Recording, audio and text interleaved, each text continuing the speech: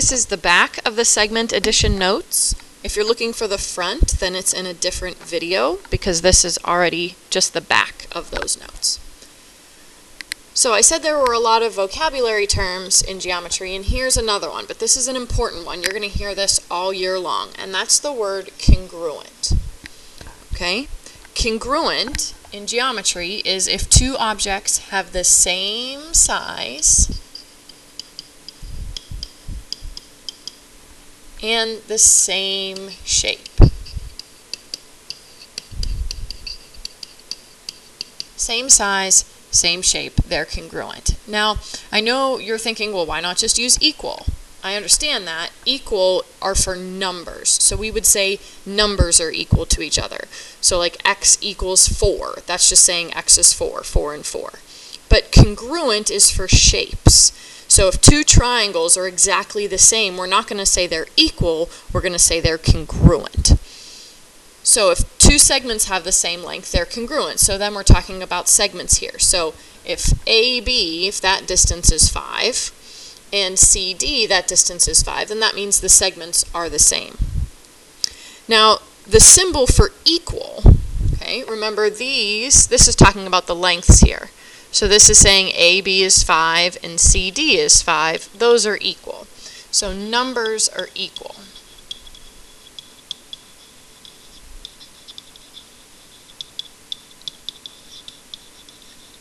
But objects are congruent.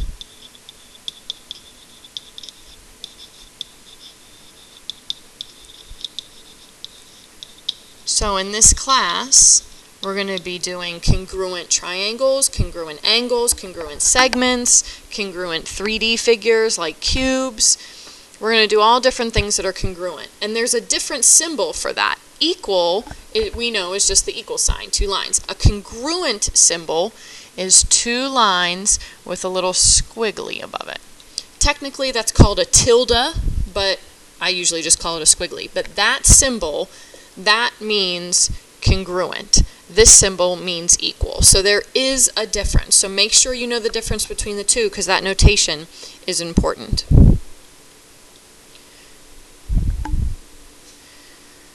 Now, sometimes on objects, on angles or segments or line segments or sides of triangles, sometimes in objects we use markings to show if things are equal or not. So you can see in this next example here on the segment, I can see that I have 1 mark here and 1 mark here. If you ever see markings like that, that means those objects are congruent, meaning since this one's 5, this one is also 5. So anytime you see those markings, that means congruent. And now it's asking for ZW, which looks to be the entire thing. So from Z to W, I'm going to add up 18 plus 5 plus 5 gives me 28.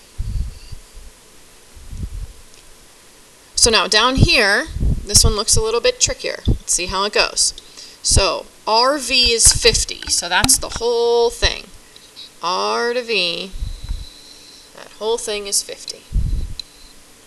Okay, VU is 14. VU is 14. Now notice on VU, I have these markings. Those congruent markings mean if I see those markings somewhere else, which is over here, then those are also 14. So on the first example, each segment only had 1 mark, and now we have 2 marks. Sometimes you might see 3 marks as well. I don't think I've ever seen 4 marks or anything more than that. It's usually 1, 2, or 3 marks. And now the next thing they tell us is TU is 16. Well, that's that piece right there. And it doesn't ask you, but it's supposed to ask you. So I don't know if your notes have it or not. I hope they do. What is ST? So, to find ST, that's this little one right here. So I'm going to subtract. So I'm going to take 50, which is the whole thing, and then I'm going to subtract all the little pieces away. So 14 16, 14, and that leaves me with just 6 for ST.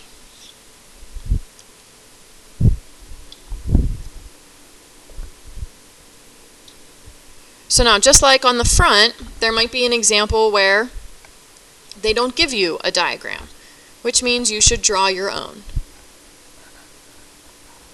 So in this one, it says point G is between K and L. So I'll draw K and L, then I'll put G. Again, it doesn't really matter where you put G.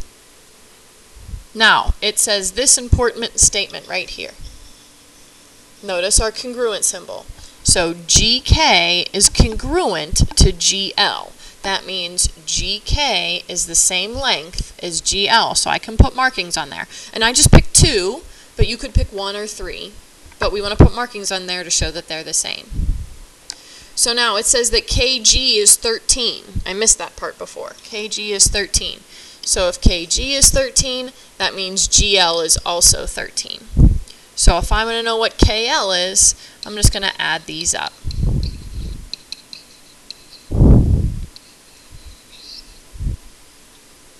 So I get 26 for KL. Now the last example here has a lot going on. Okay? Before I explain it, if you want to try it on your own, you could pause the video right now and you could try to figure it out on your own. Okay? But I am going to go through it on how to do everything.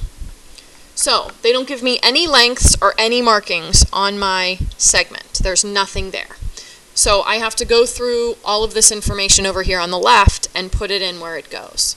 So AB is congruent to BC. So AB is congruent to BC. So that takes care of that.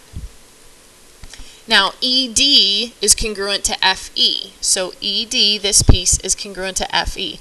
Now I'm not going to put 2 markings here, because if I put 2 markings here, that means that that's the same as this one over here, and I don't want that. It's not the same as that. So I need to put a different number of markings for those 2. So I'm just only going to use 1 for those. So that's taken care of. CB is 26. So from C to B, that's 26. And since I already know that's congruent to AB, I might as well write that in as well. So that's done. Now DE is 11. And again, since I know EF is the same, I know that EF is also 11. So I took care of that. And now AF is 113. So that's the whole thing, is 113. So I took care of that. And now finally I have to find CD. Well, I already know all of these other values. So if I just take 113 and subtract them all, I get that CD is 39.